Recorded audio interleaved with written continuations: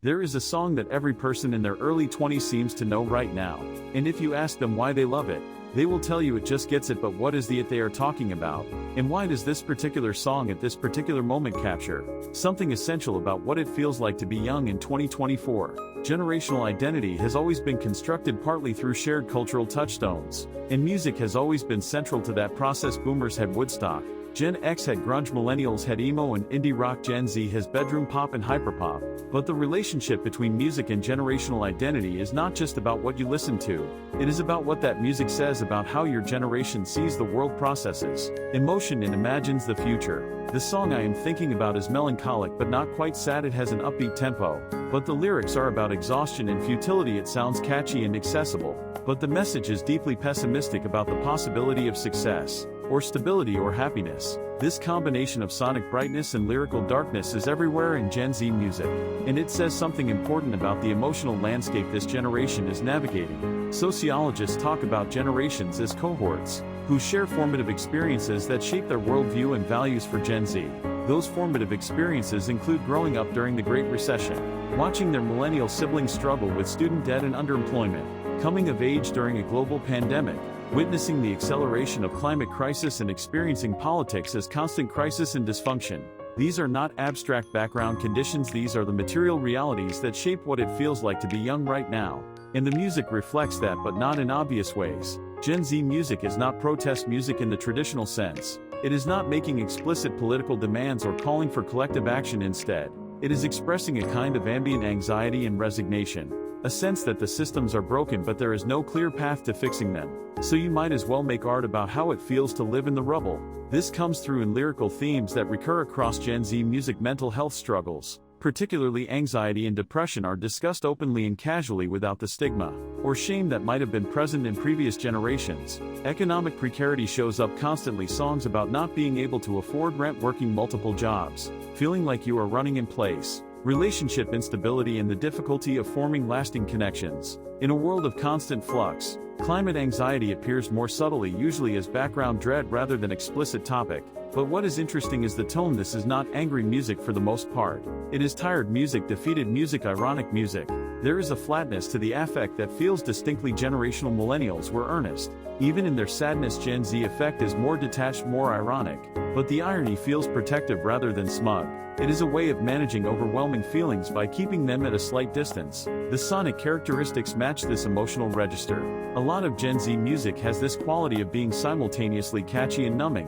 The production is polished and immediate, designed to grab attention in the first 5 seconds for streaming algorithms. But underneath the shiny surface there is often an emptiness, or a repetitiveness that mirrors the experience of scrolling through content, endlessly consuming, but never quite satisfied.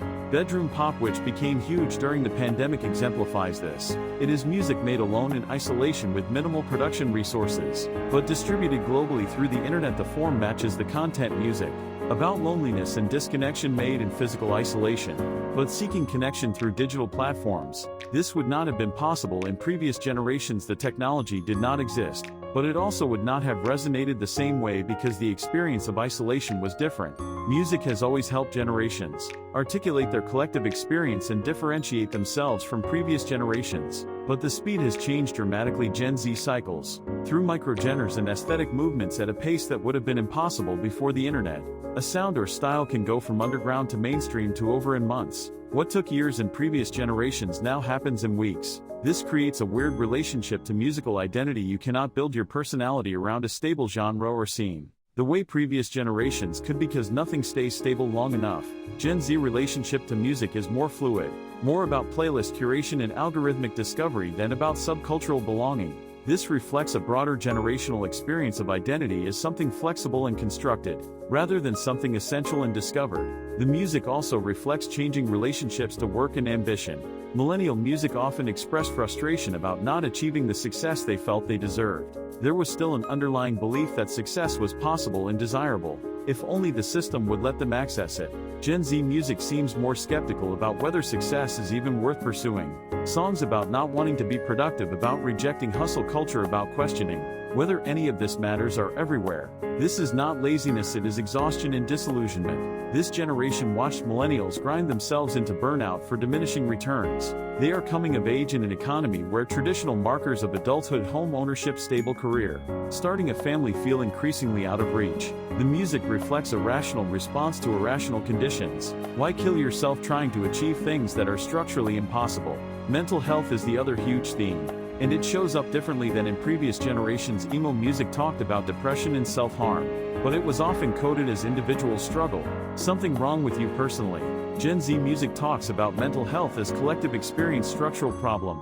Everyone is anxious, everyone is depressed, this is just what it is like to be alive right now. There is less shame, but also less hope that individual therapy or self-care will fix problems that are fundamentally social and economic. The music also reflects changing social relationships. Gen Z is having less sex, forming fewer romantic relationships, spending more time alone than previous generations at the same age. This shows up in music about intimacy that is desired, but also terrifying, about connection that feels impossible, about relationships that are mediated through screens and feel less real as a result. But there is also music about finding new forms of connection and community online. Friendships that feel as real as physical ones. Parasocial relationships with artists and creators, found family constructed through shared interests, rather than geography or blood.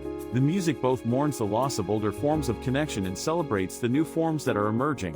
Genre boundaries have also collapsed in ways that feel generational. Gen Z artists move fluidly between styles, sampling from everything without the anxiety about authenticity that might have constrained previous generations. This reflects growing up in an environment of infinite musical access, where every genre and era is equally available through streaming. You do not have to choose between hip-hop and indie rock and electronic music, you can be all of them simultaneously. This musical omnivorousness also reflects more diverse generational demographics. Gen Z is the most racially and ethnically diverse generation in history, and the music reflects that cross-pollination of influences and styles that would have been more segregated in previous eras. Not that racism is solved obviously, but the musical segregation that characterized earlier periods has broken down somewhat. What the music reveals about Gen Z anxieties is complicated. On one hand, there is deep pessimism about institution systems and the future, climate anxiety, economic precarity, political dysfunction, mental health crisis, relationship difficulties. All of this shows up constantly. But there is also resilience and creativity and humor. The irony and detachment are coping mechanisms, but underneath them is genuine feeling, and the act of making and sharing music is itself a form of hope. Every generation thinks they have it uniquely hard, and in some ways every generation is right, because the specific challenges are always different. Gen Z is not facing the same problems as millennials or Gen X or boomers, but they are facing real problems, and the music is one place where those problems get processed, articulated, shared. Music gives generations a vocabulary for collective experience. It helps people realize they are not alone in what they are feeling, that the anxiety, or exhaustion, or confusion is not just personal failure, but shared condition. It creates temporary spaces of connection and catharsis. It does not solve the structural problems, but it makes them more bearable. The question is, what happens next? Will this musical pessimism and resignation harden into permanent cynicism, or will it eventually transform into something more active, more hopeful, more collective? The music does not answer that, because the generation is still figuring it out. But listening closely to what young people are singing about, and how they are singing, it gives you insight into what it feels like to be young right now, and that matters. Subscriptions and likes are a huge help in building this channel.